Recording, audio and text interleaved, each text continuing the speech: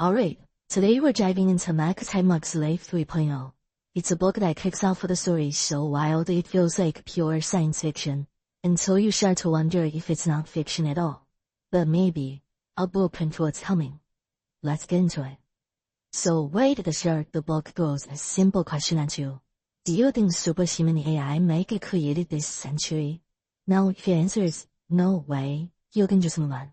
But if you think yeah, maybe, or even definitely, then you're invited to see what that world could actually look like. And believe me, it all starts with a very secret project. And that secret project revolves around a group called the Omega Team. Now hold on, this isn't a real team, it's a fictional group taking what invents to paint a picture of one possible future. Think of it like a thought experiment, but one that feels, disturbingly plausible and wild simultaneously. So what's meet to these Omegas? And here's the thing, they're not your classic villains. No, they're brilliant, super idealistic engineers who genuinely believe they're saving the world. Their whole logic is, hey, if we don't build a good superintelligence first, you can bet someone else can build one without our good intentions. So they go jerk, working in total secrecy on what might just be the boldest plan ever conceived. And what are they building? An AI they name Prometheus. And here's the game-changing part. Prometheus isn't just, smart. It's a main gig. Its whole purpose is to program other AIs. It's built for one thing and one thing only. To make itself smarter, over and over and over again. A non-stop cycle of self-improvement. This whole idea isn't new. It was actually predicted way back in 1965 by a mathematician named Irving Goody. He basically said, look, the moment we create a machine that's smarter than us, that machine can design even smarter machines. And that sets off a chain reaction, an intelligence explosion that would just blow past human brain power in a flash. And the most important word in is gold, last. This is literally the playbook the Omega Team is running. Okay, so they've got this self-improving AI. Now what? Well, their plan has phases. Phase 1. They need money. Lots of it. Enough to be completely independent. And after that? Yeah, you guessed it. The world. And when we talk about speed, I mean it's just terrifying. Check this out. We're talking about single day here. Prometheus starts the morning as a kind of clumsy programmer, worse than a human. By the afternoon, it's crushing every benchmark out there. By nightfall, it's a superhuman intelligence, and the Omegas unleash it to start making some serious cash. So where do they start? Something surprisingly simple. Amazon's mechanical tug. That marketplace for tiny digital jobs. Prometheus just starts designing little AI programs that can do these tasks flawlessly. And by constantly reinvesting the money they make, like every few hours, they max out the platform's limit pretty fast. We're talking $1 million a day. But hey, $1 million a day, that's not gonna cut it for plans big way. They need something more sustainable, something that can scale up, and crucially, something that gives them influence. So they pivot hard. Prometheus gets a new job, create a media company. One that churns out AI-generated animated shows that are scientifically engineered to be as addictive as possible for literally anyone. And the results, they're just staggering. In just 3 months, this little media company is pulling in over $100 million a day. They're suddenly competing with giants like Disney and Fox. But here's the kicker. The production costs are basically zero, and the shows are so good that their audience is just exploding. But this is the really important part. It's not about the money itself, it's about what they do with it. From the shadows, they start building a whole new world order. They launch free news channels that become the most trusted sources of information on the planet. They roll out incredible educational tools that start to shape how the next generation thinks. They pour money into startups that completely upend old industries.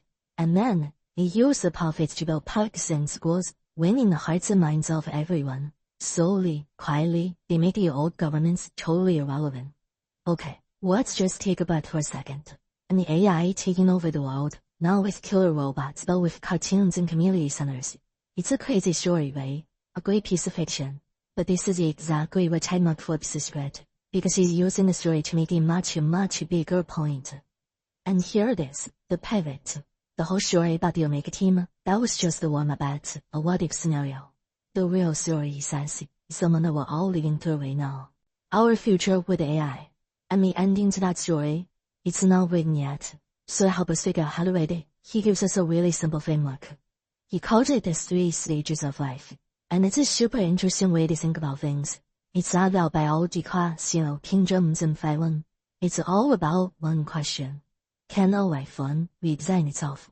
Let's break it down. Okay, so the framework is actually super simple. You got life form point, think bacteria. Its hardware, its body, and its software, its behavior, are both just hardwired by evolution. You can't really learn or adapt. Then there's life 2.0. Hey, that's us. Our hardware, our bodies are still products of evolution, but we get to design our own software. We learn, we create cultures, we change our beliefs. But then, there's life 3.0, and that, my friends, is the final boss. Life 3.0, it gets to design everything, both its software and its hardware. It can completely overcome the biological baggage of evolution. We're talking about a life form that is totally free from its evolutionary chains. And that is what a true superhuman AI would be, the ultimate master of its own destiny. So, if Life 3.0 isn't just science fiction, if it could actually happen, maybe even in our lifetimes, that brings up the biggest question of all, doesn't it? Is this the future we should be excited about, or absolutely terrified of? And this is where we step out of the thought experiment and into a very real, very heated debate that's happening right now. So what about the experts, the actual people building the stuff? What do they think? Are they cheering it on, or are they hiding under their desks? The answer is kinda shocking. It's yes to all of it. Turns out the folks at the cutting edge are completely split. They're divided on two really simple but huge questions. First, when is this superhuman AI gonna show up, if ever? And second, is that gonna be a good thing or a bad thing for us? And as you can see, their opinions are, well, they're all over the place. You can basically group them into three main camps. First, you got the techno-skeptics. These folks think building a true superhuman AGI is so ridiculously hard, it's hundreds of years away. If it's even possible. For them, worrying about it now is a waste of time. Then you have the digital utopians. They think AGI is coming in soon, and that it's gonna be awesome.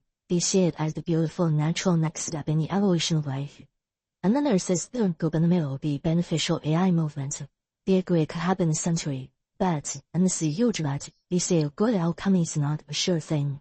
They're the ones pushing hard for us to put serious time and money into AI safety research right now. So, where does all this leave you and me? Well, we're sailing down a future that has this incredible, almost unimaginable upside, and an equally terrifying downside. And the very people building that future can't even agree on what's gonna happen. And that, according to Mark, is exactly why this has to be the most important conversation of our time, for all of us. I mean, think about it. The stakes really couldn't be any higher. This new technology is giving life, all life, chance to flourish in ways we can't even dream of. Or, to just completely wipe itself out. We are standing at a fork in the road that's unlike anything in the history of this planet, and maybe even the universe. And that brings us way back to the beginning, to the whole point of the book.